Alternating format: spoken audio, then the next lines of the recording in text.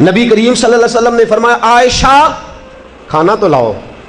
सैयद आयशा खाना लाई तो रसूल करीम अलैहिस्सलाम से अर्ज़ करती हैं, सोने सिरका ही है और मेरी तबीयत का भी नहीं बना जिस तरह का मैं इसको बनाना चाहती थी। सिरके का कुछ मैंने बनाया है लेकिन मैं अपनी मर्जी का नहीं बना सकी। रसूल करीम ने वो सिरके का, जिसको खुद हज़रत आयशा कह रही है कि मर्जी का नहीं बना, हुजूर ने खाया। हज़रत आयशा फरमाती है, इतने मज़े से खाया कि जैसे बड़ी आला ग़िज़ा हो। फिर हुजूर ने अपनी मुक़द्दस उंगलियों को मैंने देखा कि हुजूर चाट रहे हैं। फरमाया, आयशा कमाल बना है, आयशा तूने खूब बनाया है, क्या खूबसूरत खाना है।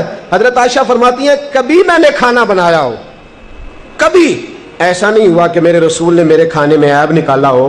कभी पसंद ना होता तो छोड़ के चले जाते, लेकिन हुजूर ख्याल रखते कि गर्मी के मौसम में बावर्ची खाने में खड़े होके सारा वजूद पसीने से शराबूर है, इसने खाना पकाया। हुजूर मेरे खाने में ऐब नहीं निकाला करते थे। तो बीवी के खाने में ऐब नहीं